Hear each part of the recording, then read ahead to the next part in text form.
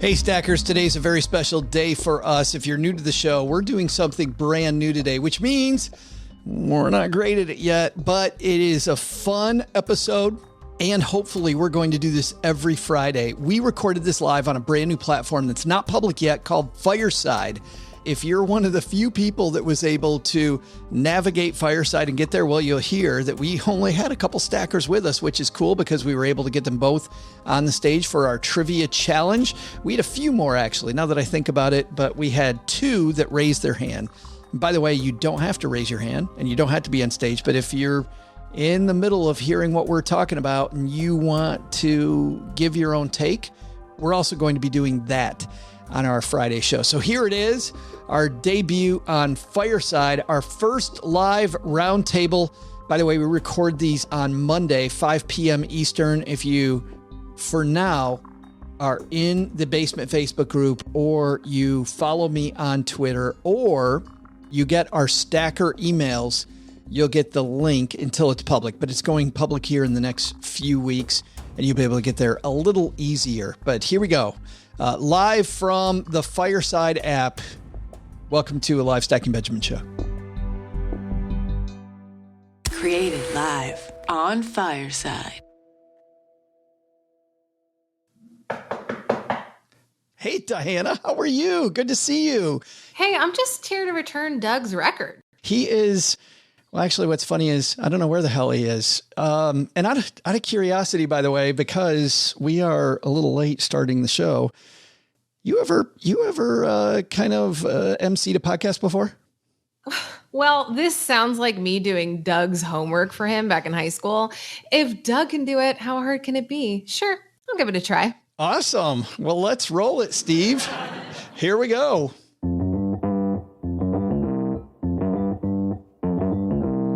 Live from Joe's mom's basement, it's the Stacking Benjamin Show.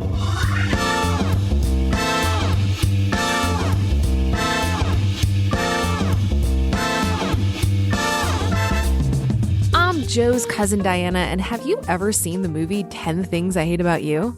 That Heath Ledger. Dreamy. Well, today we're talking 10 Things I Hate About You investing style. What are the things you hate most about investing? Here to join the roundtable to talk about what made their most hated list, back with us we welcome financial coach Sharita Humphrey. And from the Afford Anything podcast, it's Paula Pant. And last, from lenpenzo.com, it's Jimmy Fallon. Nah, he's busy preparing for his own live show, so joining us live today, it's just Len Penzo. Later, we magnify a lucky stacker's money who posted a question to the Basement Facebook group, and I'll one-up Doug as per usual and give you the best trivia you've ever heard. And now, a guy who hates a lot more than 10 things about investing, Joe Saul-Sehy.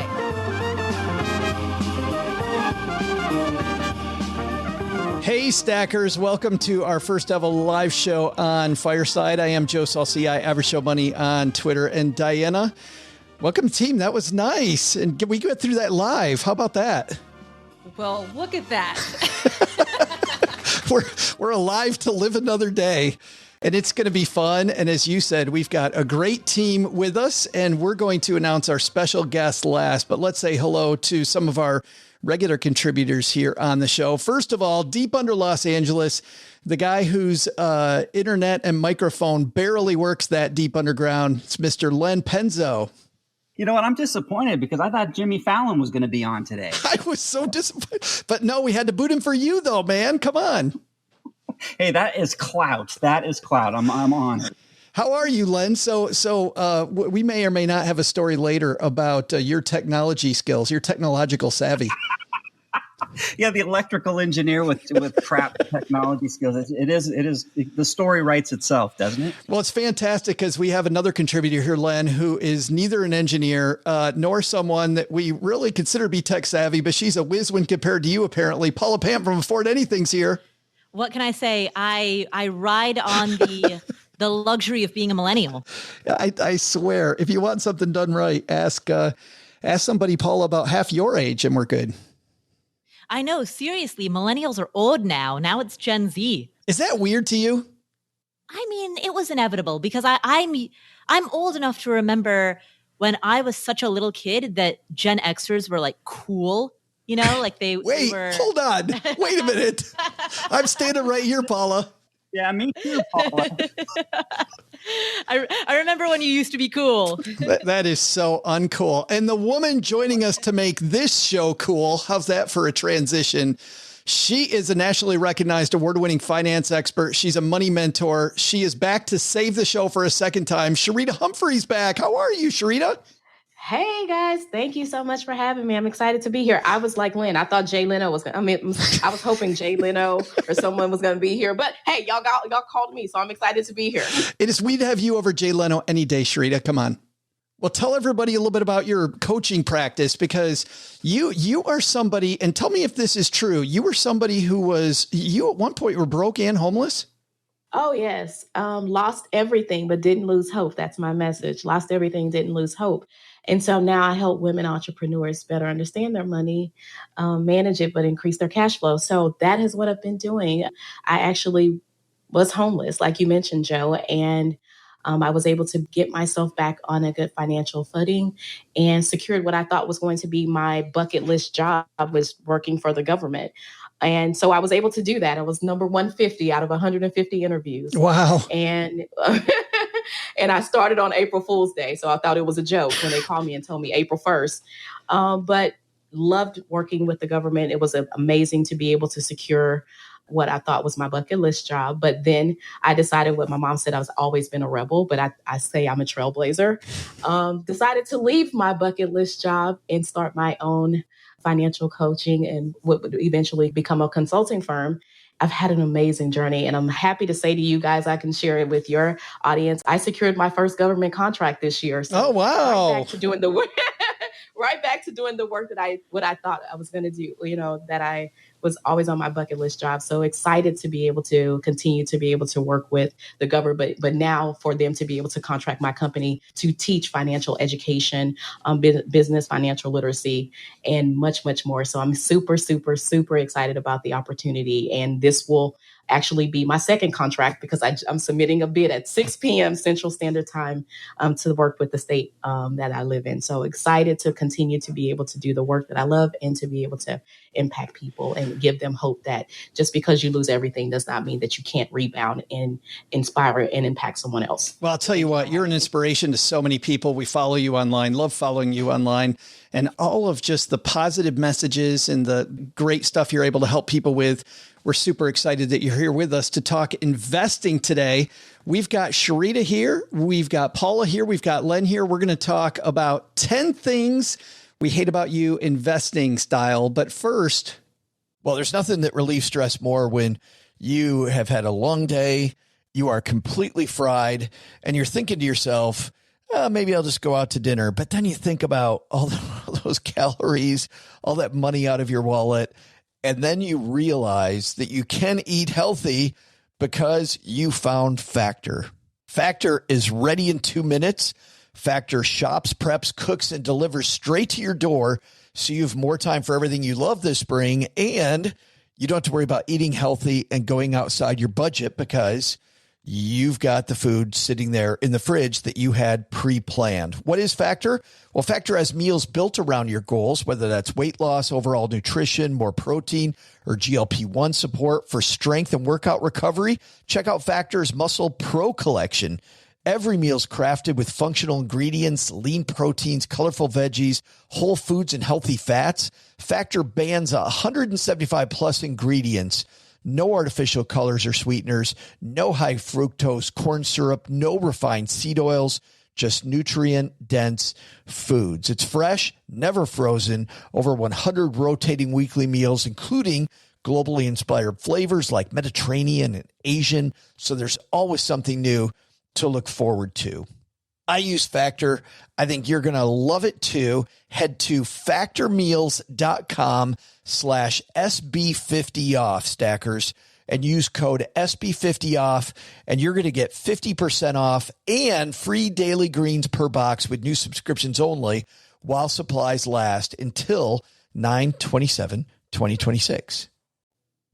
All right, guys, let's get into this.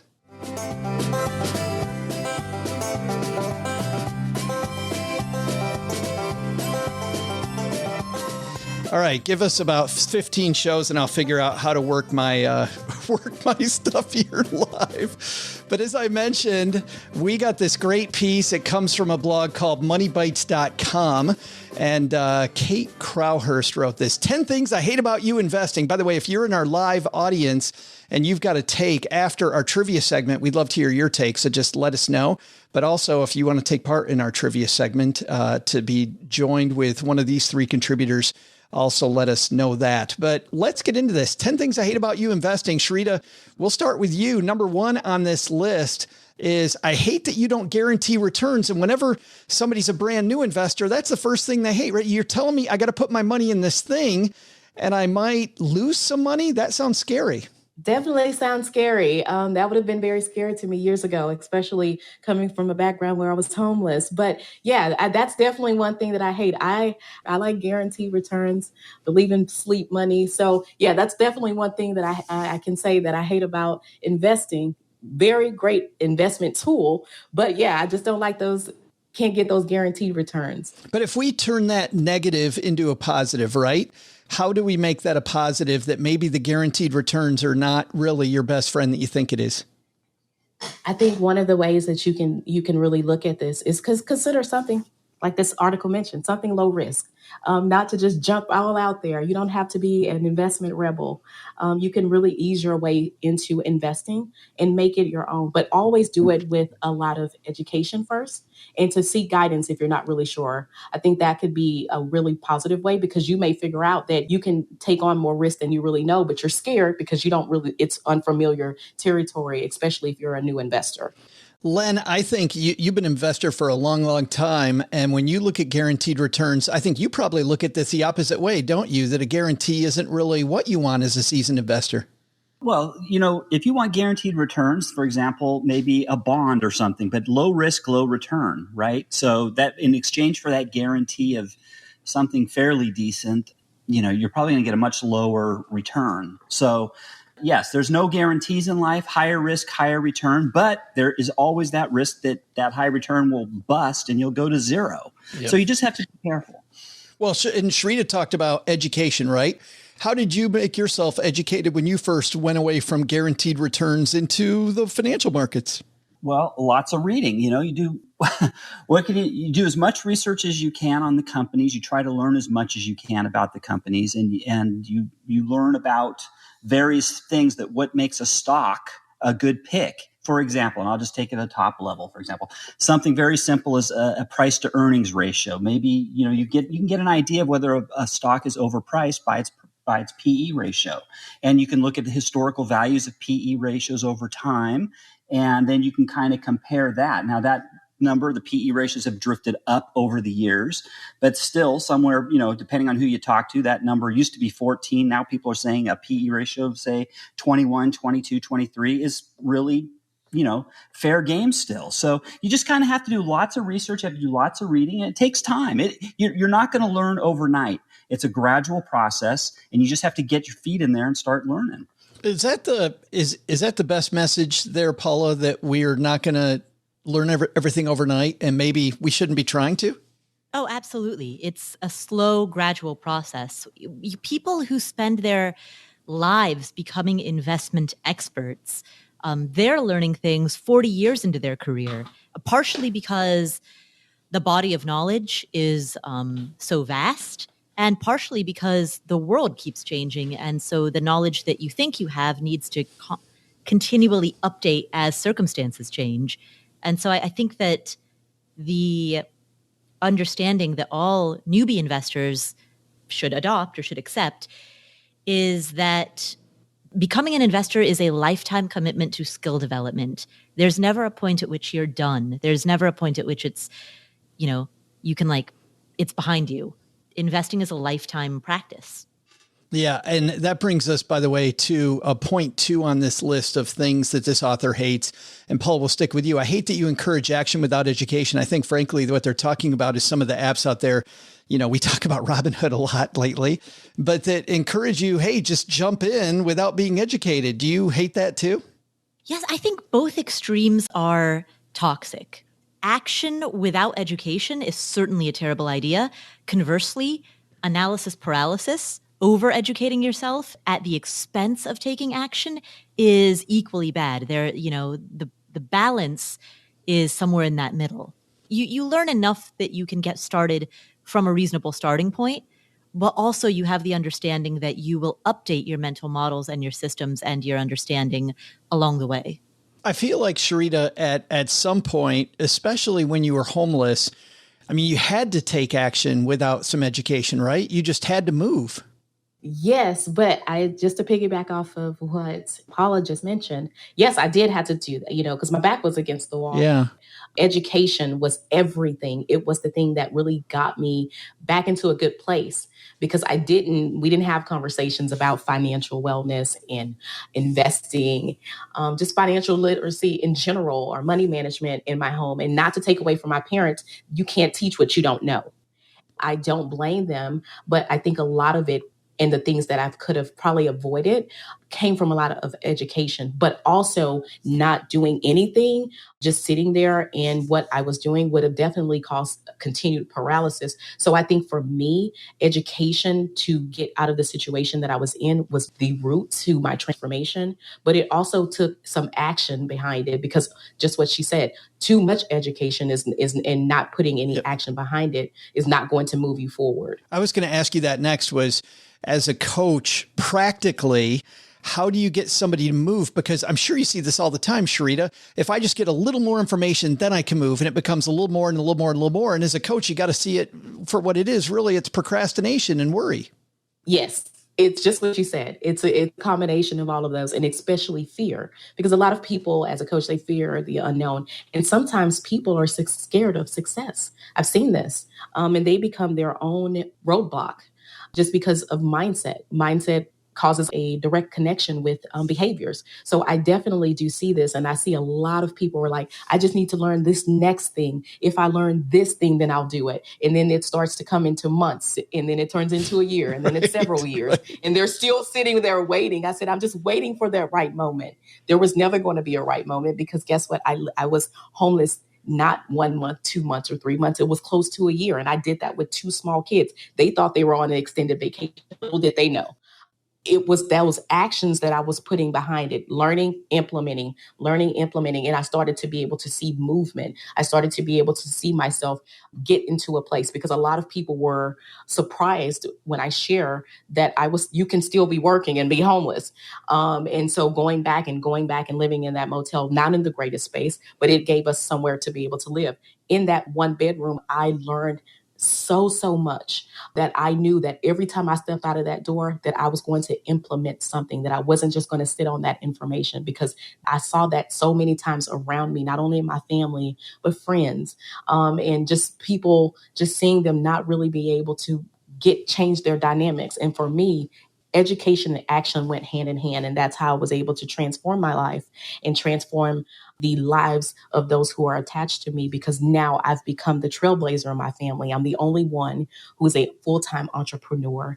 I have people working for me. And it was always like in my family, you work until you die. And they just thought this was a dream. So I had to get out of my own way to be able to show them that you can build and create the life that you want, but you can't just keep sitting, waiting, or just over medicating yourself with information and not implementing it. I like that. I like that phrase, over medicating yourself. But how do you push your client to get over there? I mean, you've got an inspiring story and you do it, but when you see it in your backyard, what do you do? Do you just hold up the mirror? I mean, what do you do to get people to move? Yes, definitely. I have something, your morning mirrors. So I always tell them, whatever you look at yourself, put that mirror up, because that your situation didn't happen just by chance. I always try to share my story with my clients and people who are listening, just because I want them to know that this didn't just happen. I just wasn't lucky. There was a lot of things that I had to do to get here.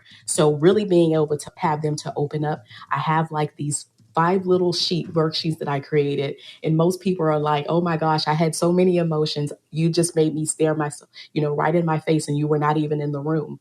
I've done this enough times to be able to see and know that sometimes is you can talk to people all day. You can share your journeys. You can share what the positive outcomes can be. But you know what? Until they sit with their truth and really be able to process it and shift their own mindsets, that's the only way we're going to modify those money behaviors so they can get into a belief system that they can really change the dynamics and the financial trajectory that they're on.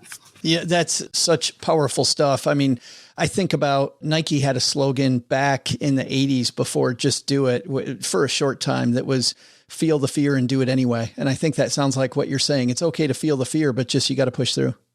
Number 4 on this list, and actually I take that back. Number 3 on this list, Len, I want to go to you because I feel like this one belongs on the lenpenzo.com blog, big guy, which is number 3 is I hate that you're used as an excuse to spend. And let me define for everybody what we're talking about here. The author writes, buying shoes that you wear more than once does not make them an investment. Ditto buying something you might use long-term like a holiday house. On this subject, a timeshare, this author says, is a terrible investment, but people pitch it as an investment. Len, you talk all the time, I feel like, about people going, well, it's an investment, right? I'm investing in this. How do you parse between what's really an investment and what might just be another pair of shoes? Well, investments are things that you're taking a risk. And things that you're not taking a risk on are not investments. For example, a lot of people like to say, including this author here later on down the road, calls a house, buying your house, an investment. To me, that is not an investment because the risk, there's no risk there. What you're doing there is you're buying a place to live, right? But an investment is something where generally you're taking a chance on something that you think is undervalued and is going to gain in value over time. And that's what investing is really all about, is trying to identify the things that are out there in the world that society has undervalued. And you recognize that, and then you can take advantage of that when the rest of the world catches up to what you have seen. And that's how you make your money. Now, it works in reverse too. I mean, if you can invest, you'll call it investing. For example, an overpriced stock. I'm not going to name any stock in particular. Let's just say stock XYZ. It's had a tremendous run up, let's say over 10 or even 2 years. And people love to jump into stocks when they've made these huge run ups. Is that a smart investment at that point? Probably not, but you're still taking the risks. So it's all about risk, like I said. So that's the difference. It's like value and risk. And I think that's how I'd sum it up. Yeah. Number 4 on this list, Paula, is I hate that you make people really emotional. Paula, I know the way that you buy investments when you're buying rental properties, you got to get a little emotional about buying something that's right there in front of you and might be this pretty nice thing. Sure. I mean, I think that it's inevitable that everyone becomes emotional about investments, whether it's a piece of real estate, which is visible and tangible and visceral, and that generates a lot of emotion inherently, or whether it's a stock where you might feel, they say fear and greed, but nobody ever sits down and thinks to themselves, I am feeling greedy today. Well, the way that greed expresses itself is one example of it is FOMO. You see everybody else piling into GameStop or AMC theaters, and you get this sense of FOMO, like, why am I the person who's missing out? And so then you buy AMC theaters at the top, and it comes crashing down, and that's where people so often go wrong. So anytime that, that emotion will be there, but when that emotion causes you to deviate from a written plan that you've set out for yourself, I think that's the barometer, the gap between the prescribed written plan and your impulse in the moment. That's when you know whether you're making a cool, like a rationally headed decision versus an emotional one. But I feel like at some point to follow up, right? People buy, you said AMC, so we'll do that. Or I think you said AMC, maybe GameStop. Yes. Yeah. Yes. I said both. Yeah. Right. AMC and GameStop. But you buy it at the top and then it goes down. The other emotion, which is, damn it, I should have known better, right? Like you second guess it. I feel like we Monday morning quarterback our decisions way too much. Right, exactly. That powerful emotion of regret as well. And regret is, if you can use it productively, you can take it as a learning experience. And there are two forms of taking it as a learning experience. Either you are learning in the sense that you are obtaining new information that you did not previously have, or there's also learning in the sense that you already knew this stuff. You just failed to act on what you already knew. And so it serves as a reminder of something that you maybe knew at a cognitive or intellectual level, but that you hadn't or haven't deeply internalized yet. Hey, Joe, let me just step in there real quick because what we're talking about there is almost like the difference between investing and speculating, right? Especially with things like AMC and GameStop, right? What's been going on now. And the way you can stop yourself so much from turning it into speculating, well, one is do your due diligence, right?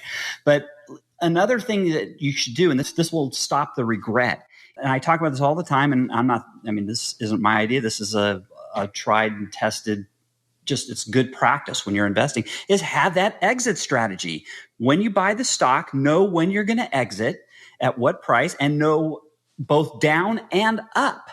And if you do that, I think that would really eliminate, or at least greatly reduce any regret you might have on the downside. That's for sure. That's why I like when I buy individual positions, Len. That's why I like having a stop loss, is simply because I don't even give myself the emotional ability to back out, right? I mean, I'm going to automatically sell out, and then I have to make a different decision under different emotional circumstances. Let me give you one more thing too. You can have regret on the upside too. And this happened to me with one of my speculative plays just for fun. It's very little money I put into it, but the stock doubled and I didn't take the money off the table. Now it's back to where I bought it at. So unfortunately, but that's okay, because my plan all along was to hold it. This is something that I think is going to hit 5 years down the road anyway. So I never intended on selling it. But still, I mean, I can see people, you watch a stock double and then it falls just as quickly, and you're like, darn, why didn't I sell it when I had a chance? Take some money. I thought you were saying your plan all along was to have it go up to double and then come back to zero. That just is strategery. Yeah, hey, there you go. Right. Sharita, I want to loop you back into this because the next one on my list here, number 6, is I hate that you create investment FOMO. And part of what Len and Paula are talking about is you see these things like GameStop, AMC, some of the cryptos out there, people making all this money. How do you fight that? This fear that everybody else is getting rich but me? I think that you need to stop looking at what everybody else is doing. But I know the internet and, people around you and family makes it difficult. So I think that you really need to understand and have goals that are clear to you, and really be able to understand that what works for them may not work for you. And that your financial journey is going to be different. Where you want to be as far as retirement and how your lifestyle is going to be totally different. So it will stop that FOMO type of feeling. And also the one that everybody likes to use now, YOLO. You only live once, so I might as well just try it all.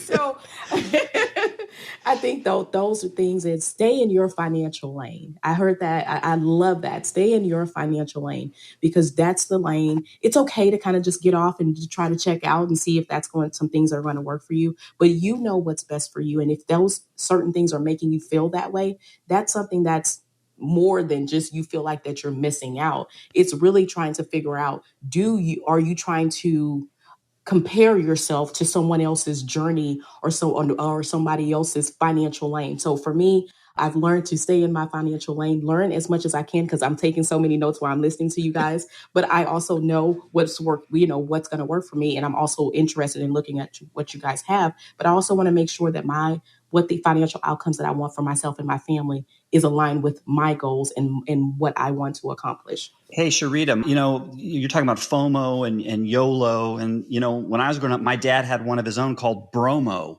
which he always used after a really rough night out on the town. So that, going with his buddies. So.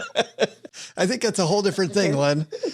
It might be a whole different show, but I do think that's a good way to leave the first part here. Hey, we're about to transition into our trivia section. So if anybody here in the live audience wants to win some collectible free swag, I'm just going to randomly pick some people. We've got Woody here. We have Jennifer here. We have Susan here. If you guys want to get in on the trivia, just raise your hand, hit your little icon there, and request to come on stage. And here in just a second, we're going to We're going to team you up with our 3 contributors. For those of you who are new to the show, we've got a year-long competition going on between Paula, Len, and my co-host, OG. Sharita, you're playing on behalf of OG today.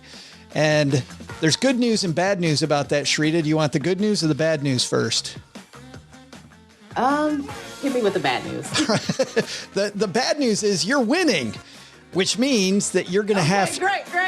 So you and whoever your teammate is, though, you guys are going to have to guess first. And of course, for anybody that hasn't listened to our show before, you may not know that, these questions are like throwing a dart.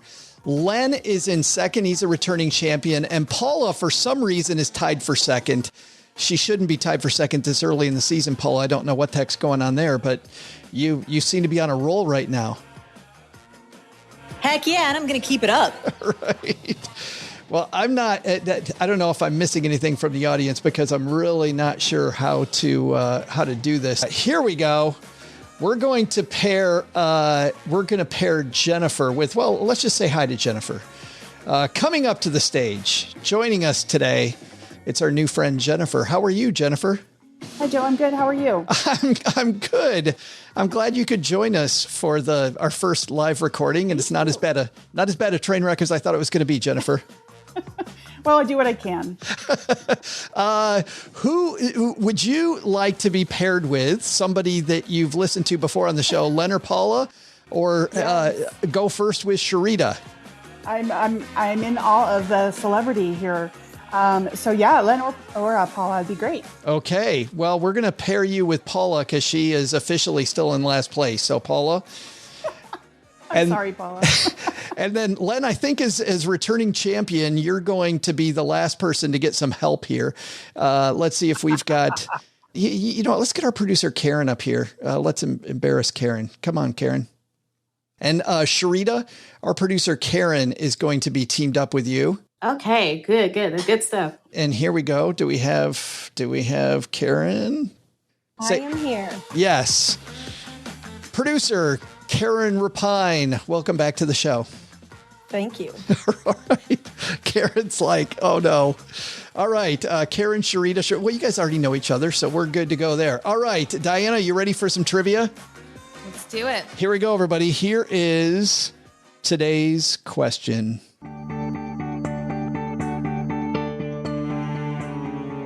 Hey there, Stackers. This is Joe's cousin Diana, and in typical Doug fashion, he's of course nowhere to be found. I'm still surprised we dated back in high school. Yeah, I know. But what can I say? My relationship with Doug is like today's holiday, National Catfish Day. Ever been catfished? Well, I'll share this story, but before I do, let's get you today's trivia question. In 2005, it's believed that the largest catfish on record was caught, a behemoth Mekong giant in a remote village in Thailand near, now this is shocking, the Mekong River. Experts believe that this monster is not only the largest catfish ever, but also the largest freshwater fish ever recorded. So how about this? How big was the catfish? I'll be back with your answer faster than you can go lie to someone about your identity. Right. Oh, so good. Sharita, the biggest catfish ever caught. And Karen, this is for both of you guys. So maybe you guys confer amongst yourself. What do you think? Okay, I have one question. As a fishing family, is it how long it is or how much it weighs? Oh, it is. It's how much it weighs. Good question. Okay. I say 98 pounds. Well, Sharita's going to have the final word here. Sharita, what do you think? Your partner, Karen, is she on it or? You're muted, Sharita. I'm going to go with 600. Sorry, Karen. Oh, 600. Okay. Sounds good. Yeah, so you don't think 98 pounds is nearly enough, Sharita? No, not for a record. Yeah. I don't know. I may be wrong. There we go. All right. Paula and Jennifer are next. Jennifer, what do you think? I thought 98 was low. I feel like 600 was high. I probably would land somewhere closer to 350. Paula, what do you think? Ooh, it's interesting being the second person to guess. I'm normally the last. And when I guess last, I can just play strategy and decide which person to Chelsea Brennan. All right. Yeah, when you had your chance to Chelsea Brennan last time, Paula, you didn't do it. I know I didn't Chelsea Brennan. It's right. And I lost because of that. Yeah, we both lost because of that. Learned my lesson. All right. So, Jennifer, your guess is 350? That sounds good. All right. Let's go with that. Let's go with 350. 350, Jennifer and Paula. So, Len, you're in a weird spot guessing last. What do you think? Yeah, this is unique. I don't think I've gone last. Len, you can be paired up with Susan because she's on stage too. Oh, we do have Susan. Hey, Susan. And she has a nice car. I see her car. It's a beautiful car, Susan. Oh, thank you. Yeah. How are y'all doing? Is this Susan from Dallas? Yes. Well, it's about time you got here. Yeah, I know. I had to figure this app out. Yes. Susan's one of the a stacker that we met when we were at Dallas. That was fun. It was a good time. But Susan, what do you think? So we've got Jennifer and Paula at 350, Sharita and Karen at 600. What are you thinking? So my initial gut was like 100, but maybe it's more than that. But I don't know if it's 300. So I would go somewhere in between. What do you think, Lynn? Well, I've seen on TV, I've seen pictures of humongous catfish. And I caught like a 20-pound catfish once. You know, if I can catch a 20-pound catfish, what's the numbers? 350 and what? 350 and Sharita and Karen have 600. 600. So I'm going to Chelsea Brennan either. Well, I guess there's a good spread there. I guess it's going to be either below or above Paula at 600. Let's see. I think we have more. Sharita's at 600. Oh, Sharita's okay. Well, it'll be above or below Sharita. And I think there's more room above 600 than below for us, Susan. So let's go 601. Susan, you on board with that? Really, Lynn? Hey. Welcome to the game, Sharita. Going last all season long. This is fun. I like going last. Yeah, Sharita, remember what I said about good news and bad news? This is the bad news piece. I know. Susan, you on board with that one? 601? Sure. Sounds good to me. All right. Diana, you ready? Do it. Well, I'm ready too, but we don't tell you yet. We are going to take a break right now. Can I ask Diana a question real quick? Go for it. Is Doug a good kisser? I'm going to plead the fifth on that one. Oh, okay. And on that note, we're going to take a little break and we'll be right back. Well, running a small business, as you may know, like I do, it is super fun, but it can also be very tough. And when it's time to get a loan, it can feel impossible to find the lender that you actually trust. Big banks say no. The internet, well, that's full of sketchy offers with sky-high rates and fine print you can barely read. Whether you need help covering payroll, managing cash flow, or investing in growth, you deserve better. And that's why I recommend the small business marketplace Fundera, which is powered by NerdWallet. It's a free, easy-to-use platform. It lets you compare real financing offers from trusted lenders, and it's all in one place. And what I like is that you don't need perfect credit to get started. There's no spam. There's no bait and switch. Just personalized options that fit your business needs. Nothing I like better than a place that treats me the way that they would want to be treated. Using Fundera is a super way to quickly compare options and make your best funding move the way any great business owner would. Here's the best part, though. For a limited time, when you visit nerdwallet.com/SB and fill out the no obligation form, you're going to get VIP treatment and talk with a real person who knows all the ins and outs of small business lending. And you can tell them specifically what you're looking for. They can tell you specifically which options you should probably consider most. Don't risk your business on unreliable lenders. Go to nerdwallet.com/SB to learn more and find the funding you deserve. Fundera Inc., NMLS ID number 1240038. I had a breakfast mentoring meeting yesterday with a young woman who was just amazing. She is graduating from college with a degree in wealth management, and she reached out hoping for some pointers. And listen, if somebody's in Texarkana and wants to go into this beautiful field of personal finance and helping people get their money together, that is incredible. But even more incredible is how she reached out, how she was trying to network.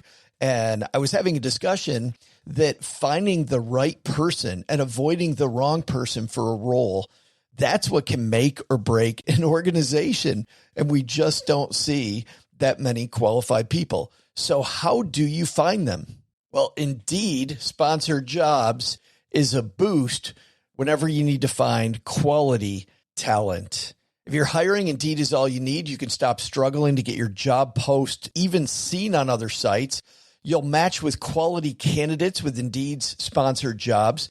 Get matched with and hire quality candidates who can drive the results you need. Reach candidates who meet your specific criteria like skills, certifications, or location. It drives me crazy when I'm matched with all kinds of people who aren't a fit.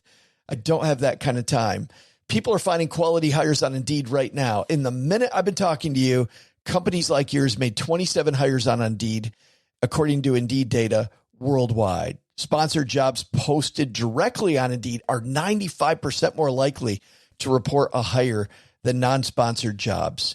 Spend less time searching and more time actually interviewing candidates who check all the boxes.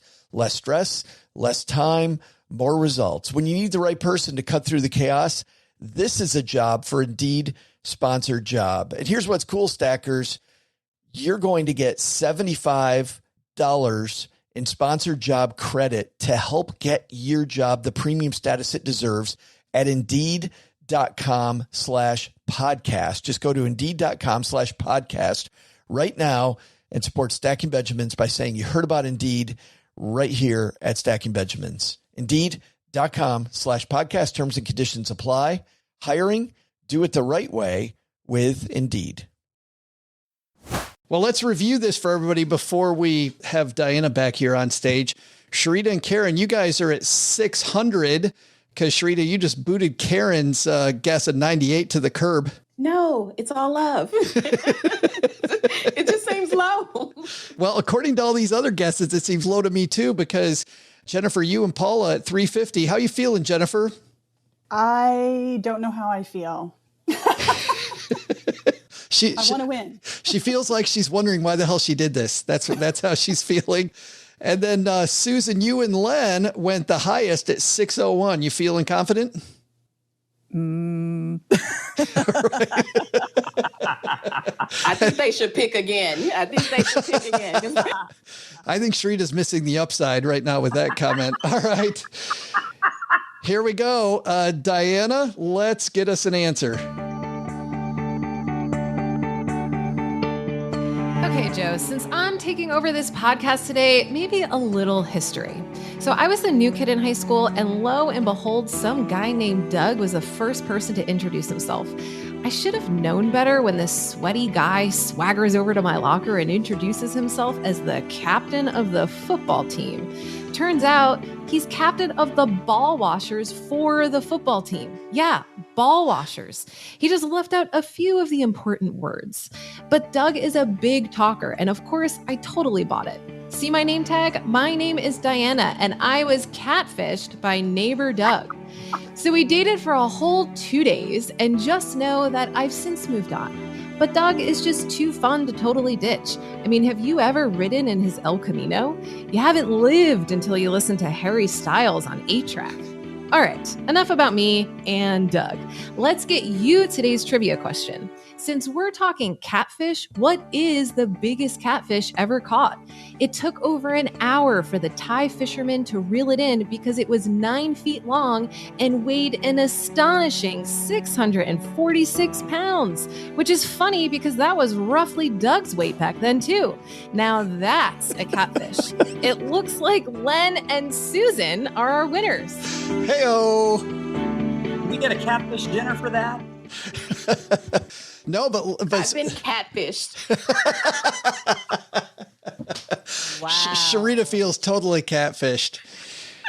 Yeah, Totally. Where are the cameras and MTV?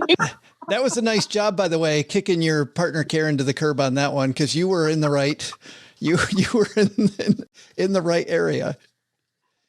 Susan, congratulations! You're taking home some collectible Stacking Benjamin swag. Well, to say thank you to Lynn. Follow him. Hey, maybe you can give me a ride in that car, Susan, next time I'm in Dallas. Bring your helmet. Okay. All right, ladies, Jennifer and Jennifer, you know what? For being brave enough to come up on stage, we're going to send you some swag too. So we're going to have Gertrude reach out to both of you. And because I know we have both of your emails, so we'll reach out to you guys and make sure you get something to take home. Thank you. Thanks. Awesome. Thanks, ladies, for playing. All right, guys, we are now on to the second half of the show. And by the way, if you've got a take on our topic today, which is 10 things I hate about you investing style, it's time to get those in. So if anybody wants to come back up to the stage and talk about things you hate when it comes to investing, happy to take those. But let's continue with this conversation while we wait for our audience who may or may not join us. Number 7 on this list, Sharita, I hate that you scare people into sticking with cash, she writes. When the stock market crashes, we feel panic because we risk losing money. That panic scares people into sticking with cash and putting their money into savings account where there's lower risk. The problem there, Sharita, of course, is that when we put money in cash, we're not going to earn any money.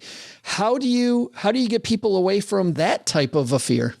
What I would have to say for that is that panic is knowing what you said is the downside is you're not really making that much. So I have to just kind of just go back to what Lynn said in the beginning. You have to be able to remove that and not get so scared and sticking with that cash, because I still have people who say I have cash and underneath my mattress. I keep it in the safe. It's about $3,000 or $4,000. And I'm like, how are you making money on that? What's the fear? They're like, because what if the banks close? How will I be able to get money? I'm like, what if the world's ending? I'm like, what are you going to do with it? What are you planning on doing with that cash? Even if the world is ending, what do you plan on doing? So just kind of throwing those questions back to them to kind of figure out where that mindset is, because number 7 is definitely a mindset issue, because they're trying to figure out what to do if I'm going to lose the money. And so I can say that I have really been able to help my clients kind of just lose that thing of I'm scared, I'm sticking with cash. This is the only way to go. I'm not going to make any investment. So for me, just being able to talk to them to kind of just defer that mindset is one of the things that I always do. But it also, Sharita, I think goes back to what you said before, which was really start with your own goals, right? I mean, if you've got a certain goal, who cares what the stock market does today or tomorrow? It's about that time frame, not about today. You're certainly right, Joe. You are certainly right. Stick in your financial lane. Yeah, I'm definitely stealing that. Next on our list here is I hate that you make it seem like current returns will last. Boy, oh boy, Paula, we've seen this, right? Hey, because something was good yesterday, this is going to be the hot thing forever. Exactly. We see time and time again that if something rises, and I think what's happened this year with cryptocurrencies is a perfect example.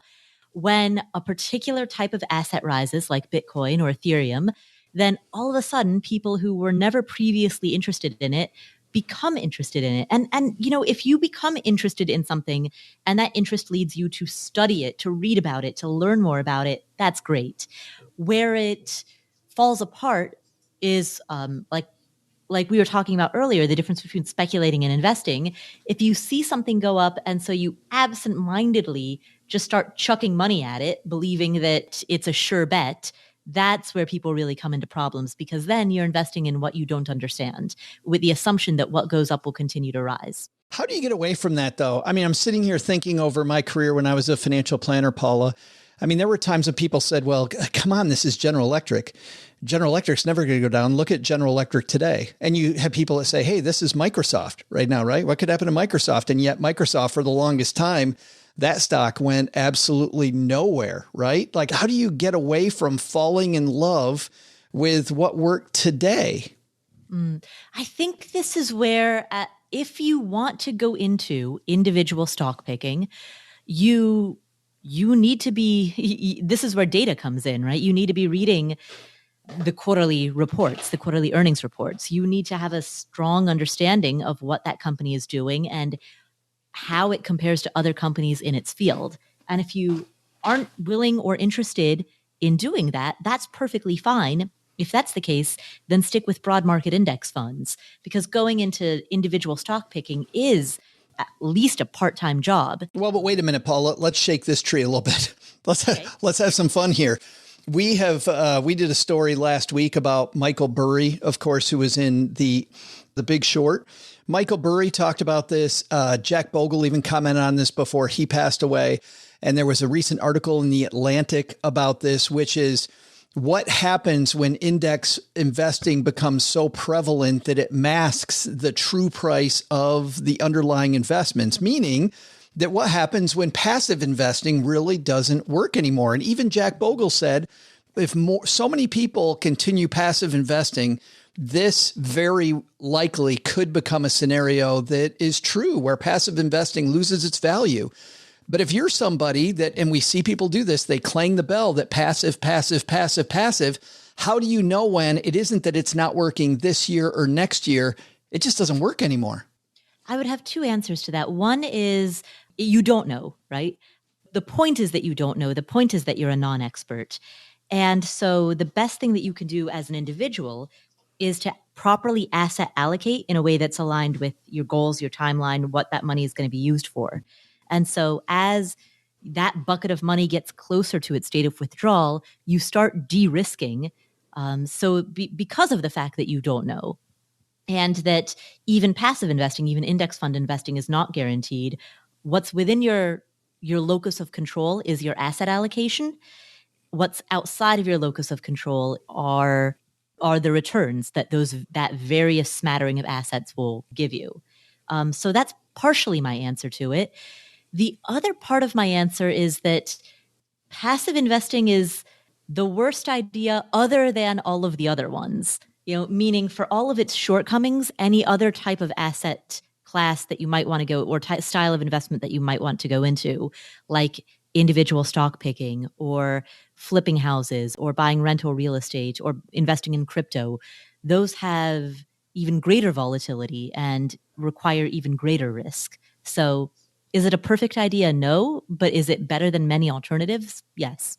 Len or Sharita, thoughts about that, about falling in love with your investments? Well, let me just say this about passive investing. It works pretty good. History has shown it's worked very good in an up market. It goes in reverse though in a down market. For as good as it is in an up market, it does the same. It goes in reverse in a down market, and that's the risk.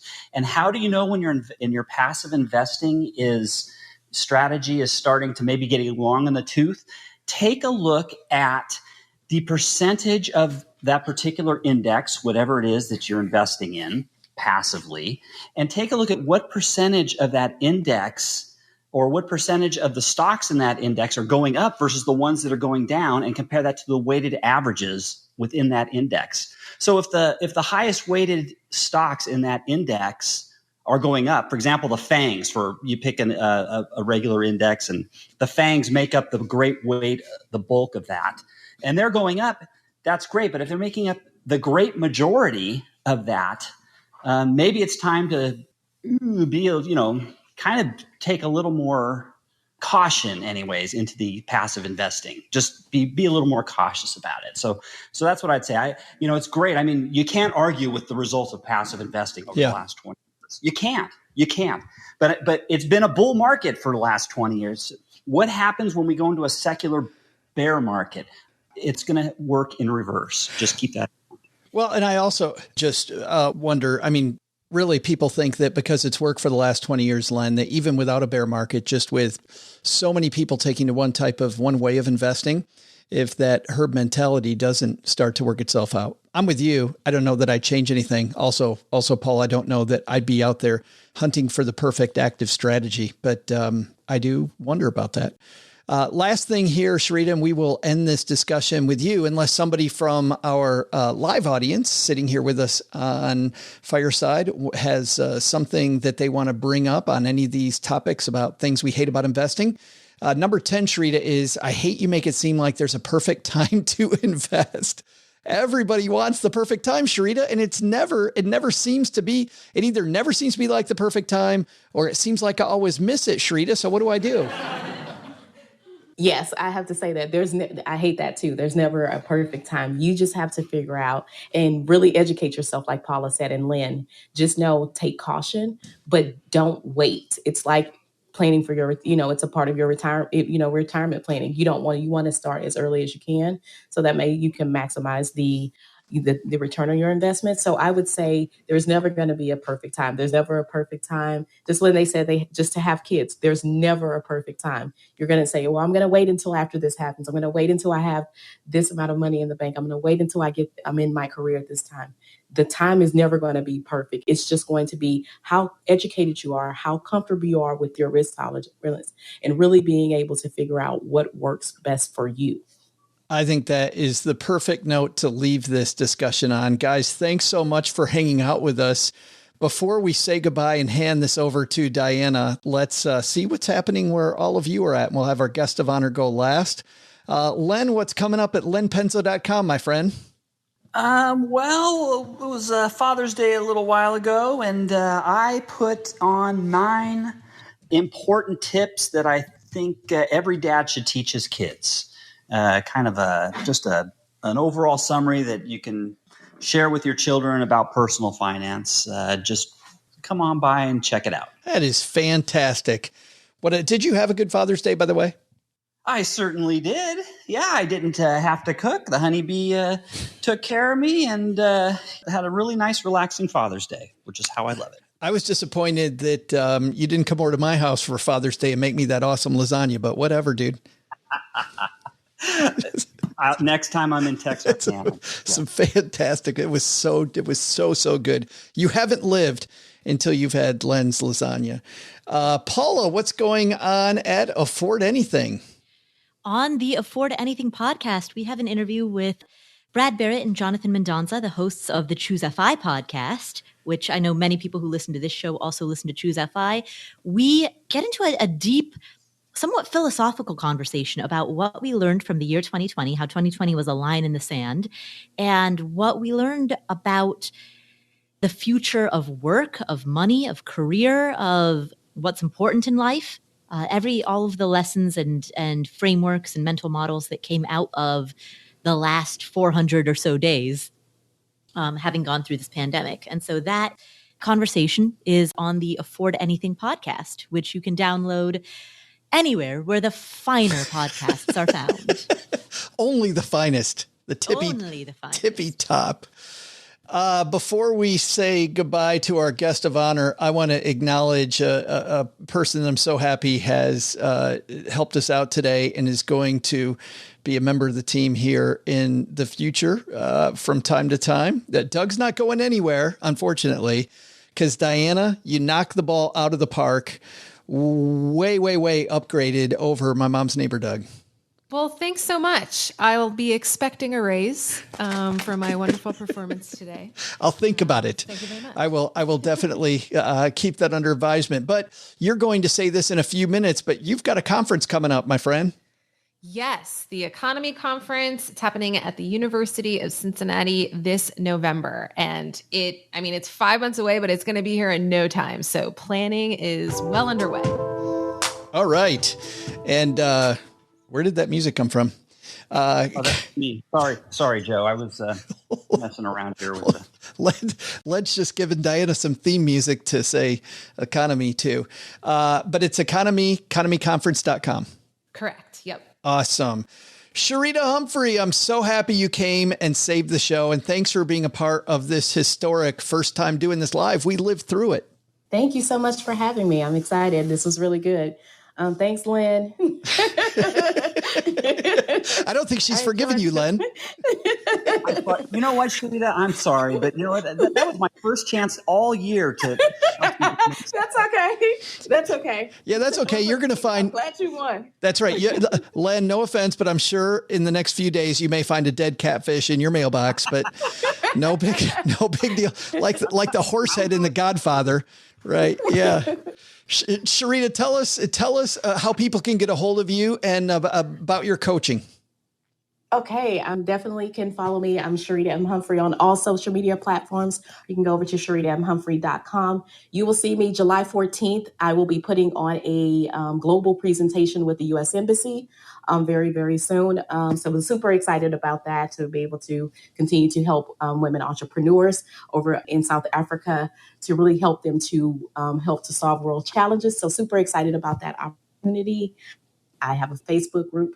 It's called the Money Mindset Movement. So I'm always giving in that group, really being able to help others to create their own path to wealth. So thank you, Joe, again for having me. This was super, super fun. And I look forward to continuing to support all of you. Thank you so much. Oh my goodness. It's been too long since we had you on last, and I'm so glad you could help us today. And definitely check out everything Sharita does, because it's amazing. Great advice and very inspirational. And you'll find, by the way, not only all our links for Sharita, but also for Paula, Len, and Diana on our show notes page at stackingbenjamins.com. All right, Diana, you ready to help me finish this thing off? Absolutely. All right, guys. Diana, what should we have learned today? So, what should we have learned today? First, take a lesson from our roundtable. Even though there are things that we don't like about investing, it's still a great opportunity to turn your money into more money. Second, education is key when it comes to investing, but there's a lot to learn. So make sure you don't get stuck in analysis paralysis. But the big lesson? Neighbor Doug who? I know what you're thinking. You probably want me back to host every show now. So, Joe, I want 20% more money than Doug's getting. I think you're worth way more than that, Diana. Well, let's go 50% more. I see what you did there. Okay. All right. And big thanks to Sharita Humphrey for joining us today. She made the show, didn't she? You'll find Sharita at SharitaHumphrey.com. For more Paula Pant, just listen to the Afford Anything podcast, which you'll find wherever you're listening to us now. And to see what Len's up to, head over to lenpenzo.com or find the nearest bunker and dial him up on your own shortwave radio. I'm Diania Merriam, and if you're wondering what I've been up to since getting over Doug, check out the Economy Conference, which is a party about money coming to Cincinnati on November 13th and 14th. And the wonderful Joe Saul-Sehy is one of our speakers. Tickets are available now, and you can learn more at economyconference.com. Didn't catch all that? We've got you covered. To learn more about our guests and for more resources, you can head to our show notes page at stackingbenjamins.com.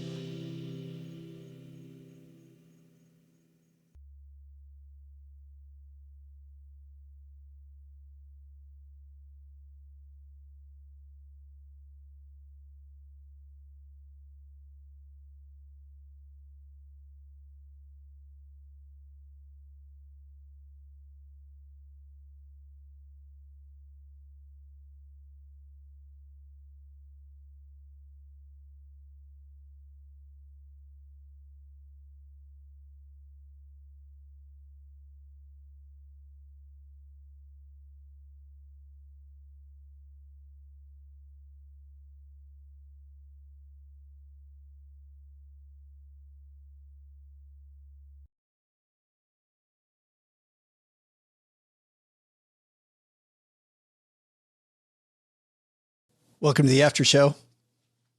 This is the part of the podcast that doesn't exist. If you're here with us,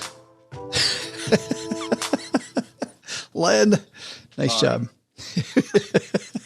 If you're here with us now, who told Len there were buttons? Wait, there are buttons? Whoa. Oh no. Oh no. What happens in the after show, Sharita, stays in the after show. So we never talk about it, but we have a lot of fun here. Thanks for making the show, by the way, Sharita. Oh, thank you. This was really fun. Thank you. Well, we have to tell you a story and we'll tell everybody else the story too. I want to tell the story of trying to get this first live show together, because we first have Len and Doug come and try out their microphones. And Doug, how long, Len, did it take Doug? Maybe 25, 30 minutes? Yeah, it's probably right. Yeah. It took Doug a while, But Len, you and I gave up after about an hour and 10 minutes, I think. The first. Yeah, it's just so embarrassing. No, I just don't belong in this world with all this technology, this new stuff. Oh no, Len, we're gonna pour salt on that wound. You gotta wait. We gotta pour some salt on it, because then Paula, you and Diana, you guys, we tested your microphones, and Paula, how long did it take you to get your microphone up and running? Well, once I got all of the pieces, the equipment. Oh, that's right. That's right. You had to run down to like wherever, like 2 or 3 times. Exactly. So there were definitely some shipping delays, but once I actually had the equipment assembled, 2.4 seconds. And was that before or after? Was Diana already ready by the time? I think, Diana, you had your stuff around. It was like less than 1 second. I just couldn't believe how easy it was. Yeah, exactly. There you go. That's the right hook we wanted right there. I hate to say it, but I'm you know what? I'm trying to be humble when I claim that the reason is that Diana and I are both millennials, right? Absolutely. Which is to say that it's not our natural intellect that is to, we take no credit for that as like, in terms of talent or skill. We simply were products of an era where these things became more intuitive to us. I don't know. Absolutely. I will say this, though. There was one person who was ready before the two of you today, and that was Miss Humphrey was the first one ready today. So, and Sharita, how long did it take us to get your mic check done today? Oh, 10 seconds. Yeah. Maybe. Yeah. But how long did it take to get the app downloaded and get all of that? We'll leave that on there. That's a whole different thing. Yeah. But so Len and I give up, and we decided to start again last week. And Len, we're trying to figure out your microphone situation, and we just can't. We thought it was the earbuds. We thought it was Bluetooth. Like there was some reason your mic wasn't going. Right. And then the cord, there's a cord that goes in the bottom of your phone, and you showed me what the damn problem was, which was that the cord was defective. You held the cord up, and the cord kept popping right back out. Yeah, it just fell right. It was barely in, Joe, and that's how it was the week before too. I was like, God, some cord. It was amazing. Yeah, the thing was really loose. So Gertrude gets on this for us.